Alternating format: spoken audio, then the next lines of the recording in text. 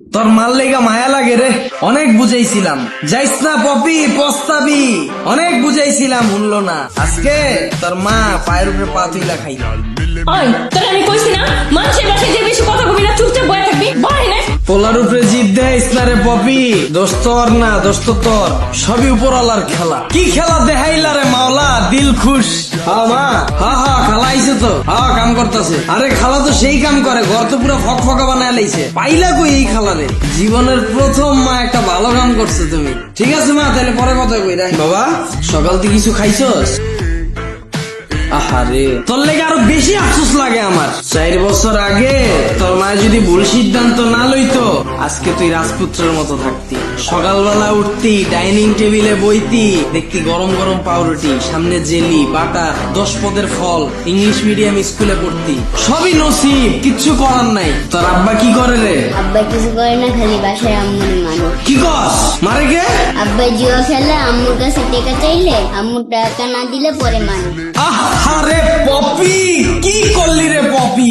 3 বছর ধরে তোর লাগে সম্পর্ক করলাম, কোনোদিন গায়ে হাত তুললাম না। এই রাত 12টা বাজে তুই ফুচকা খাইতে চাইছস, রাত্রেবেলা 12টা বাজে যায় ফুচকা আলারে উড়ায়া ফুচকা বানায়া তোর লেগে লয়ে গেছিলাম, তোরা খাওয়াই দিয়া তারপর আইছি। আরে দিনগুলোর কথা মনে উঠলে বুকটা ফাইটটা যায় রে পপি, বুকটা ফাইটটা যায়। এই চল কাম শেষ। আরে খালা, কাপড় তো কয়টা রয়ে গেছিল, ধুয়ে যাইতেন। আপনার আম্মা আমার এক কামের কথা কইছে, যেদিন ঘর ঝাড়ু দিব ওইদিন ঘরে ঝাড়ু দিব। আরে মায়ে তো গেছে দেশে, কাপড়টি ধুইব কেডা? এটা কি আমি জানি? আম্মা বেতন কত ধরছে? 800। ঠিক আছে, এই মাসে আমি আরো 800 বাড়াই দিব। এই মাসে 2 কাম কর, আম্মা দেশে তাইলে পরে 1 কাম করিস। কালকে তে কাপড় পাউডার দিয়ে ভিজিয়ে রাখবেন। আমি এক বাসায় কাম করি না, আমার আরো 10 বাসায় কাম করা লাগে, বুঝছেন? তোর মায় 10 বাসায় কাম কইরা 10,000 টাকাও পায় না। আর এই আমারে 3 বছর আগে 10,000 টাকার চাকরি করে দেখা ছাইরা গেছিল। নসিব আসলেই একটা জিনিস রে, কারে কোন কই লয়ে যায় কি দেখায় কেউ কইতে পারে। তুই কই থাকস রে? ফলপট্টি বস্তিতে। কি কস? বস্তিতে থাকস? বৃষ্টি পড়ে না? বৃষ্টি এলে পানি পরে, আম্মু বদনা দিয়ে রাখি। আহারে পপি, কি করলি রে পপি? ইস রে, এসির বাতাস থুইয়া তুই বস্তিতে ঢুকছস বদনা লয়া। 4 বছর আগে আমার রুচি এত খারাপ আছিল, যদি ওই সময় বুঝতাম কচু গাছের লগে গলায় ধরে দিতাম, কেমনে ভালোবাসতাম এই কামের বেডি রে।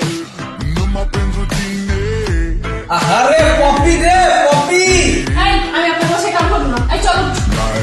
আপনারা অনেকে জানেন গত 10-15 দিন আগেও আমার পেজে শুধুমাত্র 2500 ফলোয়ার ছিল।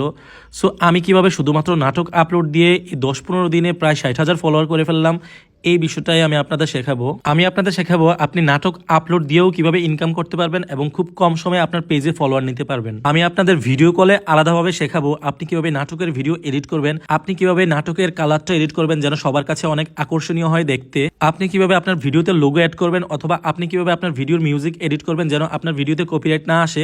এই সকল কিছু জানতে আমাকে ইনবক্স করুন। অবশ্যই এটা পেড সার্ভিস। আমি যখন আপনাদেরকে সময় দেব, আপনাদেরও উচিত আমার সেই সময়ের মূল্য দেয়া। ধন্যবাদ।